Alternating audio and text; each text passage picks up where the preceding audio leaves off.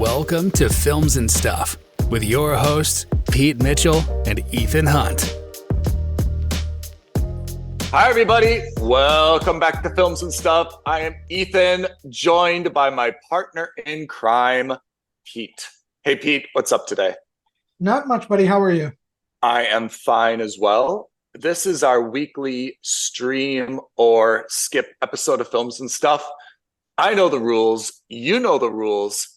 Regular listeners have memorized the rules, but for those new listeners, can you please give your 15 seconds or less crib notes version of the rules? I'll give it a shot. Ethan and I have prepared lists of TV shows for each other. Every week, we randomly assign one show or movie. We watch at least 2 episodes or 30 minutes if it's a feature-length program. And based on that, we determine if that show is worthy of being streamed or skipped. Just like the name implies. Okay, before we get into this week's assignment, shall we take a step back and revisit last week's assignment?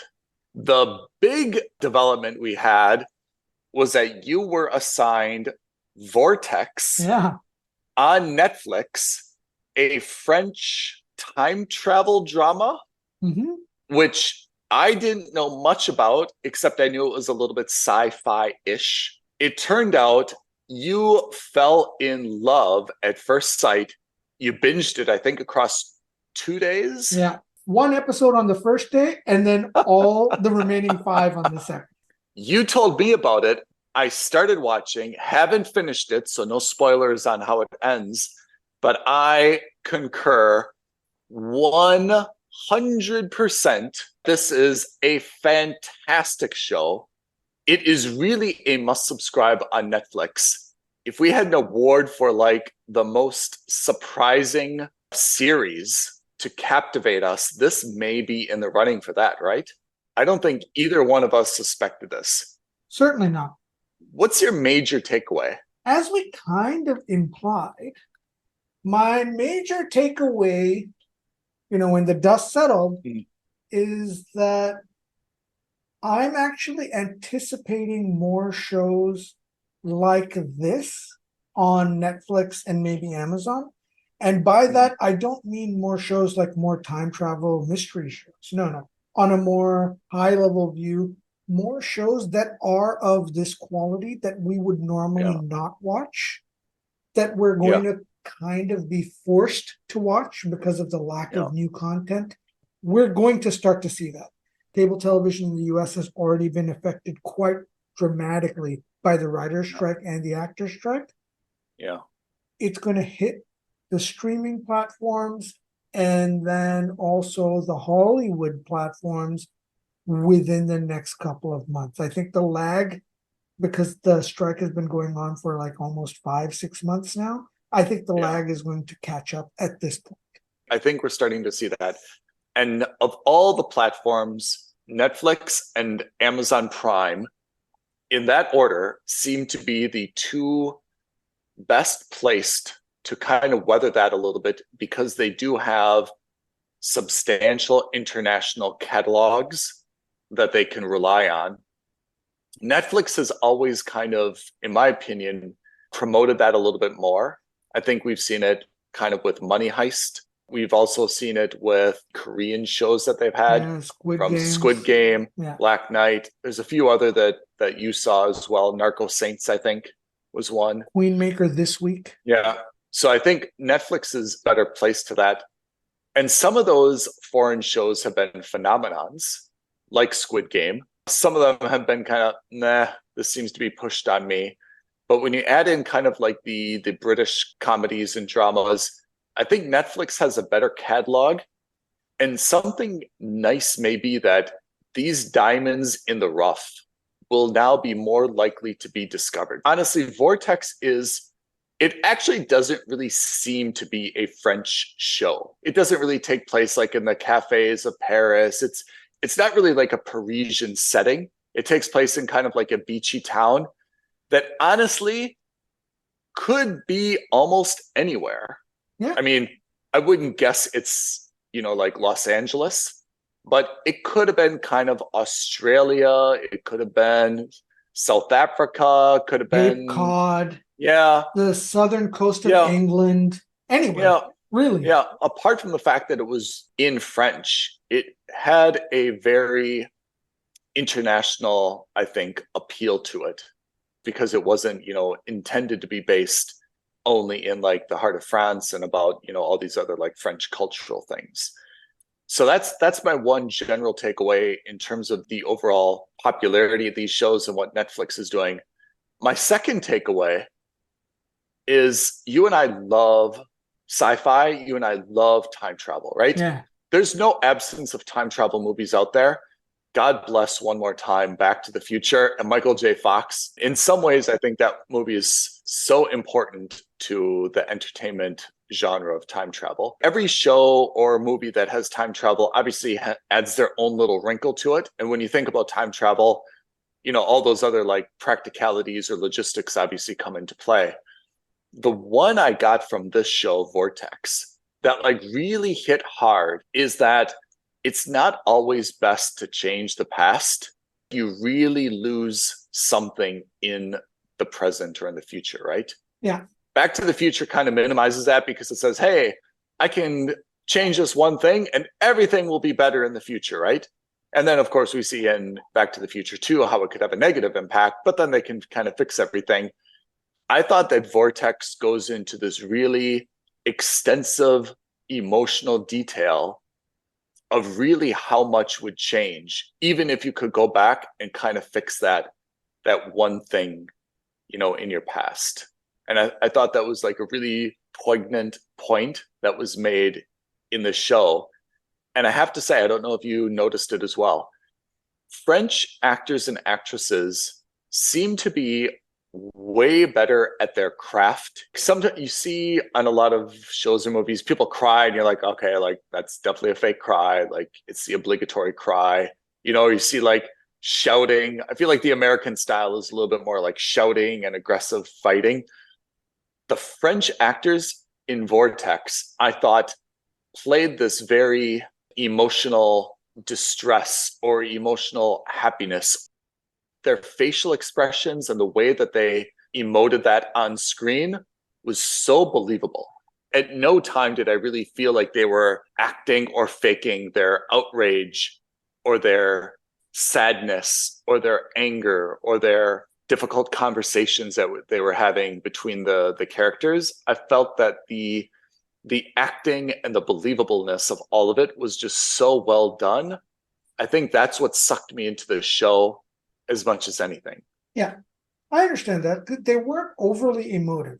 It wouldn't have been difficult, especially because this is a sci-fi show about time travel. It would have been really easy for the actors to kind of ham it up a little bit. Yeah. It wouldn't have taken away too much from the show because ultimately the people who are watching it aren't necessarily watching it for the dramatic tension. They're probably watching it to resolve the mystery, to resolve the time travel and the sci-fi element of it. And people tend to be a little bit more, let's say, forgiving of quote unquote genre movies like that. Yeah. Whereas I think here they said, look, let's treat this like a serious drama that happens to have a sci-fi element to it. What did you think of the sci-fi element? Because that's the first thing that we are kind of exposed to is the VR glasses and the room. What do you think about the sci-fi element? I felt like it got a little bit weaker as time went on. Like I thought this was really going to be sci-fi-ish. It's really a time travel drama. The sci-fi is a little bit weak, right? Yeah. I would go so far as to say that the sci-fi element is almost irrelevant after the first two episodes, where they introduce that really as just a mechanism to explain what's going on. Yeah. If this were truly a sci-fi show, at some point they would have rigged up a backpack so that he could experience this in real life outside of the confines of this room. So instead of just having a pair of that, those Oakley sunglasses on, he's all of a sudden at the real world beach with a backpack and like a computer. And, like they're trying to figure out some quantum way of doing that. once they establish that there's a time travel element to this, it really doesn't focus on that. It's about solving a murder mystery. Yeah. Do you think that there's a better way, though, that they could have used the sci-fi to like bridge these two worlds? Back to the Future had the DeLorean, powered by uranium with a flux capacitor. We've seen other gadgets and machines that have like all these rotating arms and whirly things, there's spheres or something else. We've seen kind of like the portals. We've seen so many different kind of time travel devices. Do you think the VR was on the weak side of trying to do that? I mean, if you're looking purely as a sci-fi thing, yeah, because again, after the first or second episode, it was kind of almost disregarded. It was, but I didn't mind that, to be honest, because I got so wrapped up in the drama, into the mystery of it all, that I was just like, okay, I mean, even though this is classified as a science fiction show, it's really a murder mystery, which has a patina of science fiction on it. The only thing I could have thought that would be a little bit better is if he would have put on the VR glasses for his wife's crime scene. Then I could kind of see that, he would be back in that period. But of course, in that period, she's dead. One thing would have been like, if he would have put on the VR glasses for the current time period, she would have been older, maybe. So like an alternate universe, right? Yeah, kind of. And then present day age, running across the beach. Yeah, and then like if there would have been like, apparently there were like a few murders on that beach. So if he would have put on like the VR glasses from like 5 years ago and 10 years ago, she would have been kind of like de-aged. And then he could kind of like speak with her at like different periods, something like that. Yeah. And maybe in that universe, he's the one who died. And that's why she doesn't recognize him as the older guy. That's right. But in any case, got 2 episodes to go. I love the show. I totally agree with you. It's a must subscribe. It's Vortex on Netflix. It's really a diamond in the rough, but I'm so happy that we found it through StreamerSkip. Thank you for putting it on the list, because my God, we've said this a couple times now. This is what StreamerSkip is really about. I would never have watched this unless I were quote unquote forced to by the conceit of this show. This kind of justifies some of the rubbish that we've watched to find something like this. So with that being said, where are we now? This week's assignments. What did you have? So this week I had another foreign language show, and going back to what you were talking about, I had another Korean drama on Netflix called Queenmaker. I saw the 2 episodes. I liked it, but I'm not 100% sure that it's something I'm going to go back to immediately. Okay. It's something I could see myself watching if I had nothing else left on my watch list. Yeah. But I'm not 100% sure I'm going to run to finish out the series. Tell us about it. It focuses on this woman who works for lack of a better word, like a very wealthy dynasty of Korean business. Imagine Samsung, but not a tech company. She's working for a high-end boutique/retail family that also owns the rights to like the duty-free industry.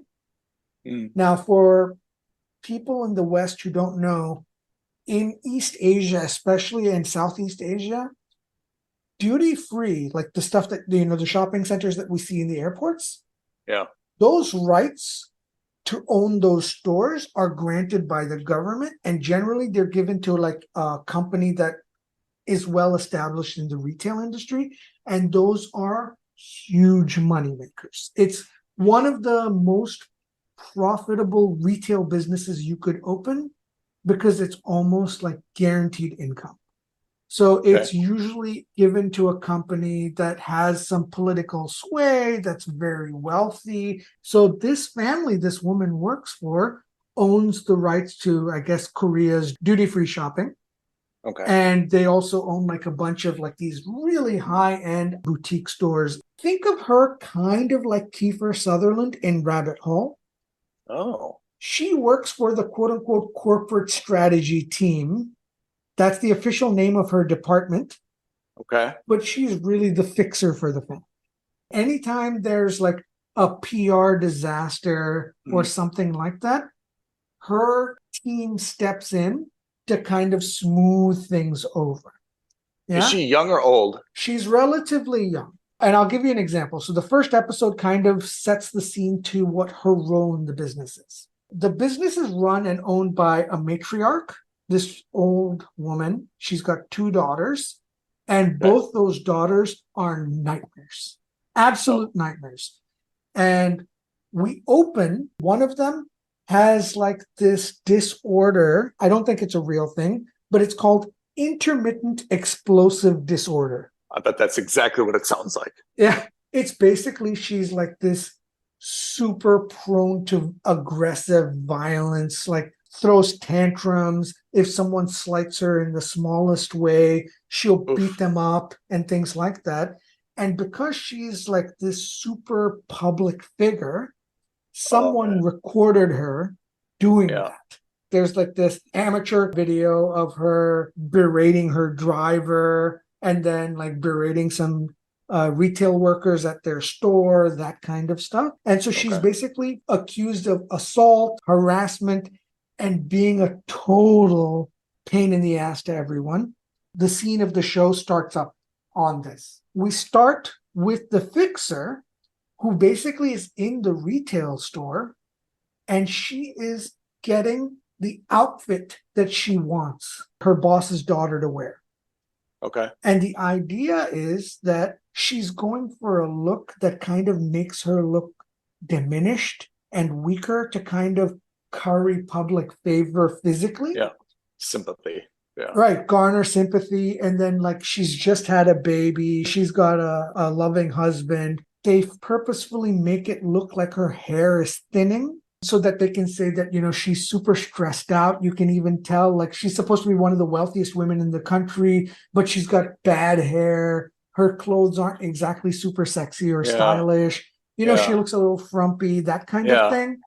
Yeah. And then at the police station during the interrogation, she arranges for a photo op where she's pumping breast milk to be like, look at this poor mother. Is this what this country does? Is, you know, we're harassing young mothers, first-time mothers who are obviously stressed out. That's why she's also losing her hair. That kind of thing. How can a woman have it all when she's supposed to be this high-powered executive who's also a first-time mother, blah, blah, blah. Then she calls up like the online blogging circles. Yeah. She leaks the photos. And she says, this is what I want you to write the articles about. This is how you to present her, note the hair, note the clothes, etc. So immediately you see like the online community starts sympathizing with her, and like you see like the public opinion is swayed towards her. Okay. One paper doesn't want to work with her, so what she does is, fine, we're going to pull all our advertisement from you. So you know she's exerting like corporate influence and things like that.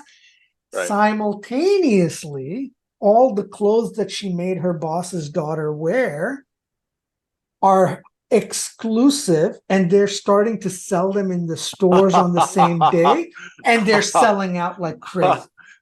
So you see what they're doing? This lady is amazing. Yeah. She's playing both sides, and like they basically set up that first episode to show you that she is hardcore loyal to this family. Yeah. She'll do whatever it takes to make sure that her boss and her boss's family comes out smelling like roses no matter what, even though this woman is awful. She arranges for the daughter's husband to do a public apology to continue currying favor, right? Mm-hmm. He's like, this is my fault. I thought I was looking out for my wife by supporting her on the sidelines. I just let her be. It was because of me that this happened. So he's trying to swing the blame onto him.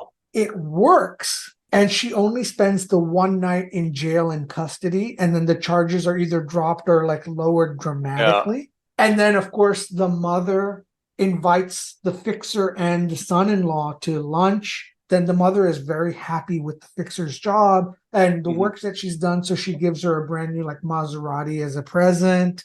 And then we find out that the daughter gets released from jail early, and the fixer didn't know that. She was supposed to pick her up. So she kind of gets admonished by the daughter. And then at the lunch table, that daughter who was in jail starts hitting the husband. She's like, how could you accept the blame? How could you look at that? Like, it makes me look weak. And she starts flipping out and she starts hitting her and she cuts his face. So she does have some kind of disorder that everyone is doing their best to hide. So that was the first episode. It's basically a long setup to show you that the fixer is super proficient, super badass, and she's able to do her job. Okay. The B story we find out is the company is facing a little bit of political pressure because they let go like 500 staff unfairly. Okay. And this human rights lawyer is protesting by camping up on the rooftop of one of their buildings. Okay.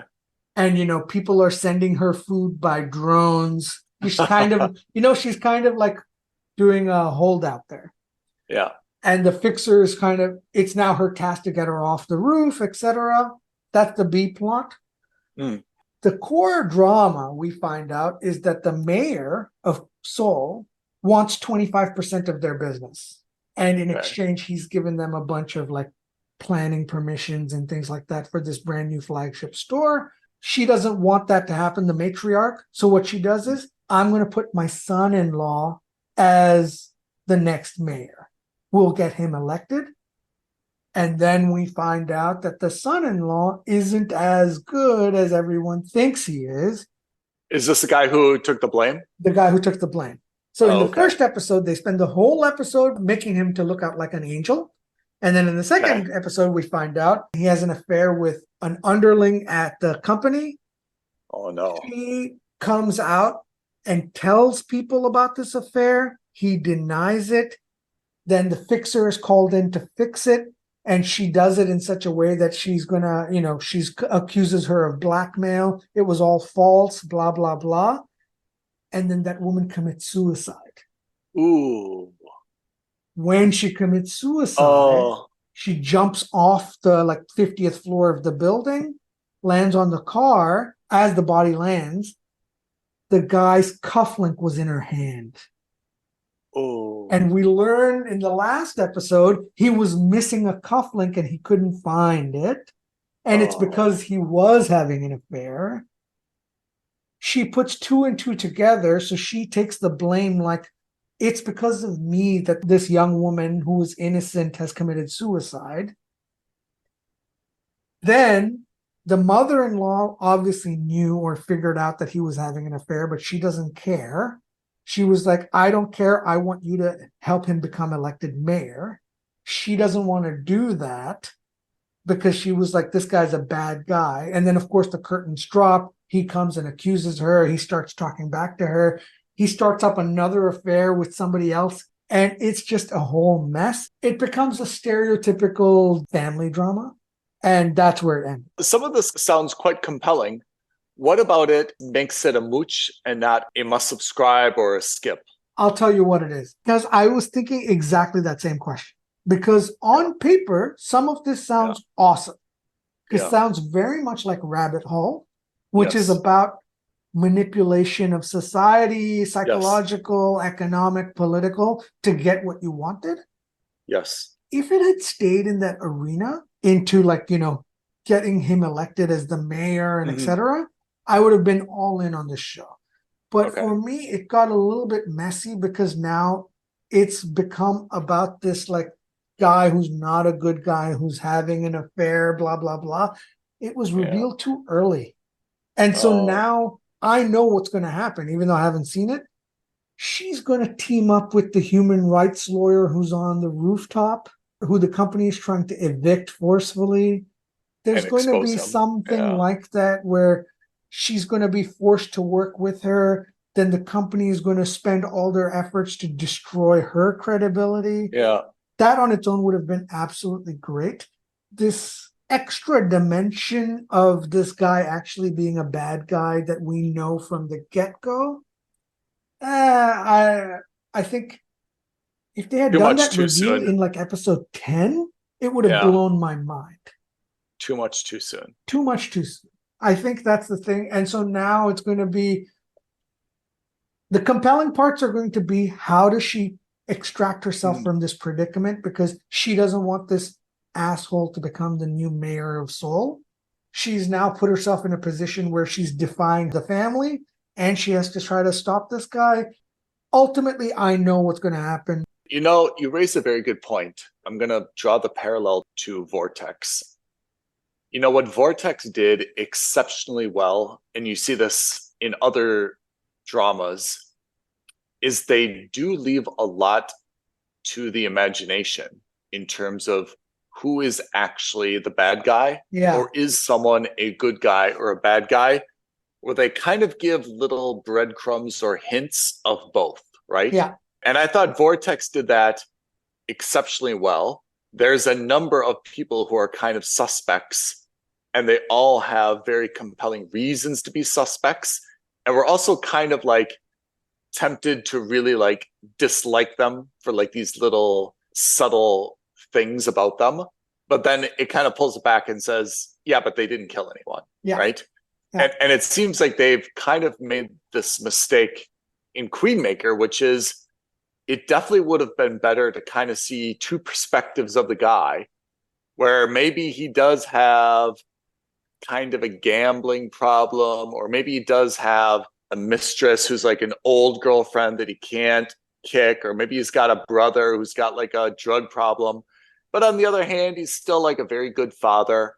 You know what that reminds me of, as I've just described it? Andor, Senator's husband, right? Yes, exactly. We're not sure if it's someone, is it a good guy or a bad guy? And I take your point. When you reveal that too soon, it's... I mean, when you have a defined bad guy, it kind of takes the air away from the mystery.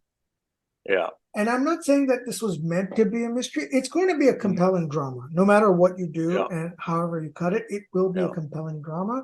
Personally, I would have favored a good mystery. What would have I thought would have been great? The woman who commits suicide, she sends her an email and says that I'm not this kind of person, blah, blah, blah. Like she sends her basically a suicide note by email. Mm-hmm. I thought that would have been great if they revealed that at like the 9th episode or the 10th episode. And she's like, and here's proof in my locker. This is the combination. You'll find ultimate proof that this is true. And then we see the cufflink.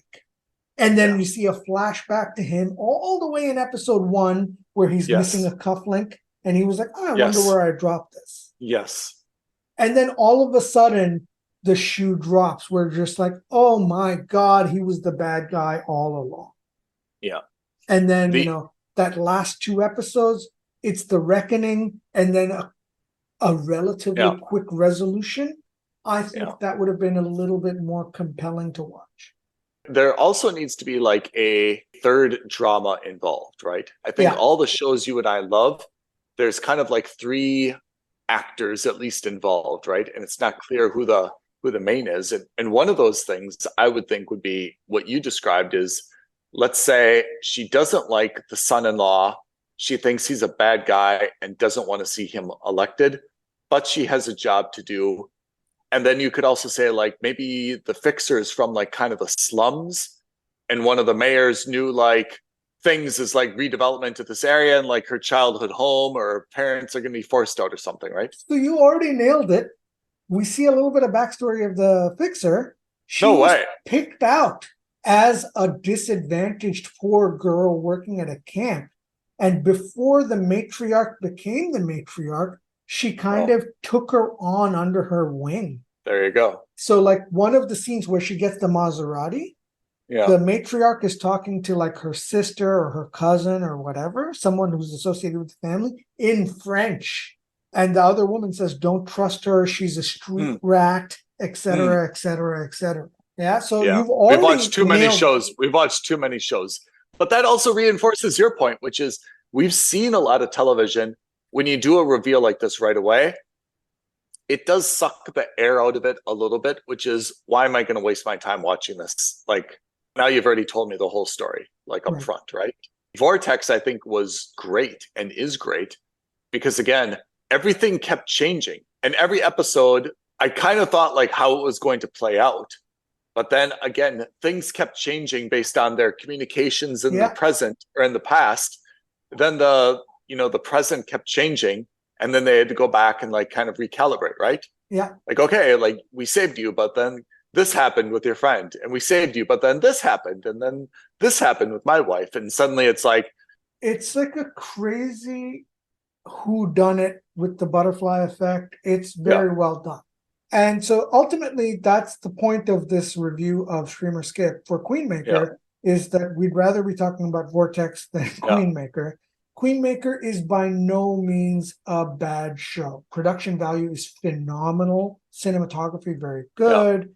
I'm not well versed in Korean dramas. The acting looks excellent. The actors, very attractive, very good. I don't know if they're famous or not famous. They're not people that I would recognize, obviously. I think that if you're into dramas, specifically Korean dramas, because I think that also has become like a subgenre to itself. Yeah. I think you're going to love it. I don't think it's a must subscribe to me, only because they revealed the intentions and the quote unquote bad guy too early. Yeah. And that could have been something that if they had focused a little bit more on like Rabbit Hole, where every episode she's using a new trick from her bag of tricks to kind of get her way, I think that would have been fantastic. And, I think that we'll leave it at that. That it's a strong mooch. It's something I will probably finish, but I'm not putting it high on my list. There's so many other things that I need to watch that when I'm done with my, watch list for 23, I'll probably go back to it. I have to say, you've at least convinced me, though, but you've sold it enough that I feel like I would definitely watch the first episode. Oh, yeah. I would recommend it because the first episode was really strong. I actually think had the first episode continued without that a massive reveal, I would have been all in on the show. So that is Queenmaker on Netflix. It's a strong mooch. Recommend it. If you don't have Netflix, borrow someone's password. Watch it. All right. Now, you assigned me originally a Netflix show called Alice in Borderland. Yeah. Which, unfortunately, is no longer accessible to me in Dubai. I've never had this problem with Netflix before, You're surprised, yeah. Never had this issue with Netflix before. So we had to call an audible, Jalen Hurts style, and I am now assigned to The Gold, which is on Paramount Plus, made in connection with the BBC. It is a crime thriller, and it stars Jack Lowden, who you know as River from Slow Horses. Oh, awesome. Okay. This is loosely based on a true story, apparently. In 1983, 26 million sterling pounds of gold bricks were stolen. Obviously, they've put all the disclaimers. Some names and identities have been changed. Some elements are more dramatic and so forth. I watched 2 episodes. I'm going to cut to the chase. I think this is a must subscribe. Oh. And I have to say, Paramount Plus coming on a little bit strong lately. Let me break down what's happened in the first 2 episodes.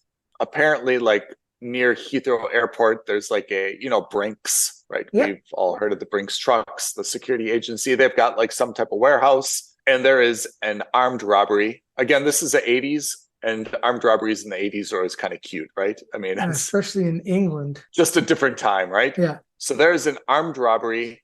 They think that there is like a vault, and inside the vault is like cash. It's intended to be kind of like a smash and grab, but they thought that there'd be relatively low security here. True. They thought that there was a vault. True. They thought, hey, we'll just like put the gun in some guy's face. He'll open the vault. We'll open the vault. There'll be a bunch of cash. We'll put it in a bag. Off we go. Turns out the vault could not be opened for some reasons I won't give the spoiler alert for. But by either coincidence or by tip-off, a huge delivery or shipment of gold bricks had been made. The shipment being so big, it actually could not go into the vault. So it was just sitting outside the vault. They are either the luckiest people ever or the unluckiest people ever. It's hard to believe that they actually wanted to get into the vault, could not, but as a consolation prize, they found all this gold. So now these guys have stole all this gold. And again, this is 1983. There's no CCTV. There's no GPS.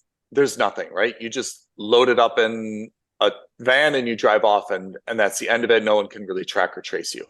So all the police and the investigators are obviously looking for the gold. Obviously, they think this must somehow be an inside job. They can't believe that this is just good luck or bad luck or dumb luck.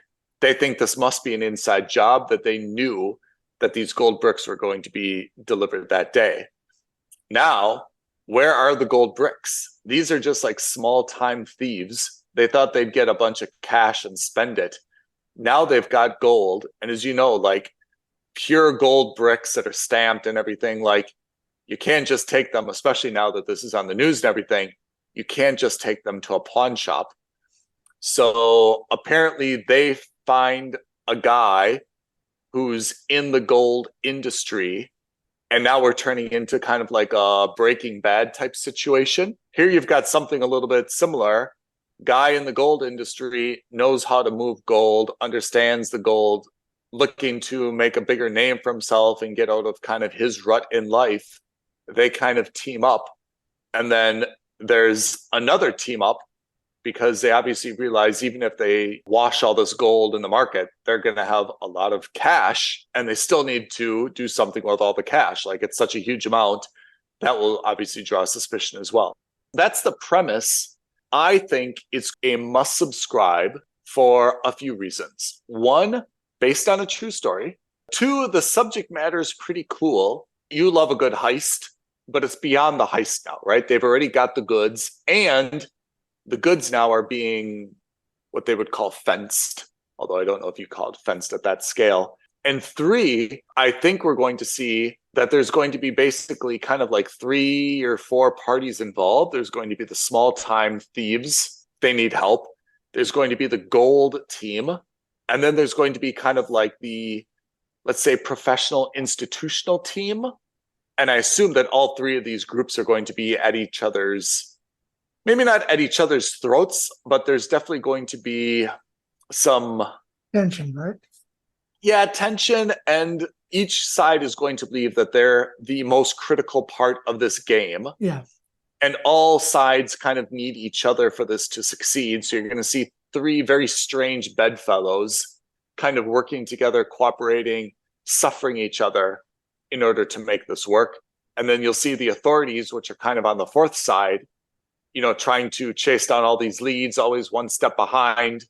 After watching 2 episodes, I definitely want to watch the next episode. Right. Another one of these things. Do you remember that Jason Statham movie where they did like this heist? What was the name of that movie? I can't remember. I don't remember, but he was a mechanic. Yes. That movie, I thought, did something really interesting, which is you're kind of rooting for the bad guy. Yeah. Not so much the bad guy. You're rooting for the criminal. If you live in a modern society and you're not a psychopath, there is the cop and the robber, and you're supposed to be cheering for the cop, and you're supposed to be cheering against the robber, right? This is kind of the fundamentals of good versus evil, right?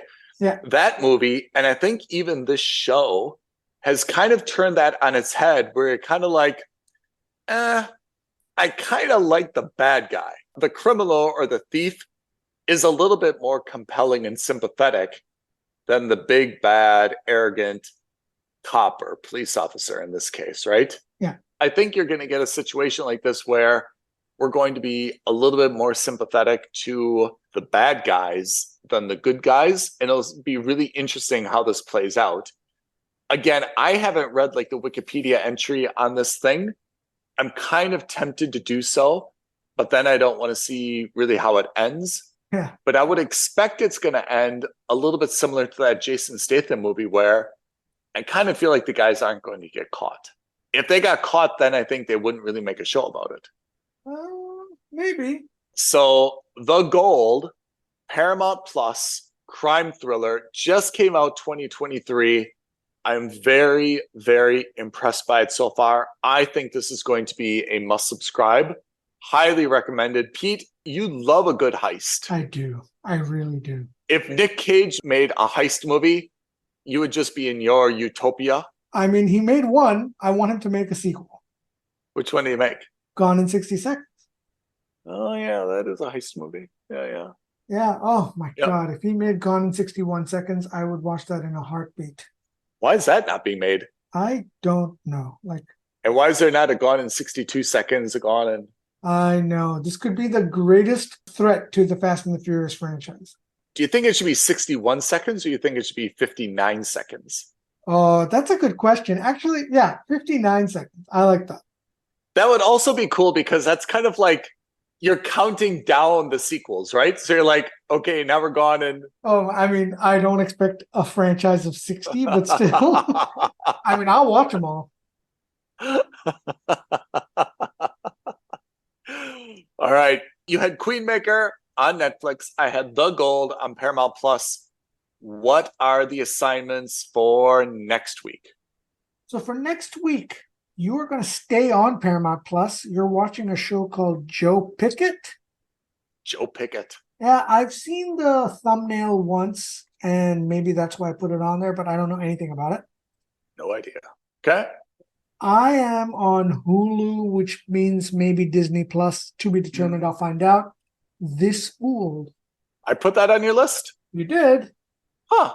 Don't remember it at all. Okay. Well, I wish you very good luck with that.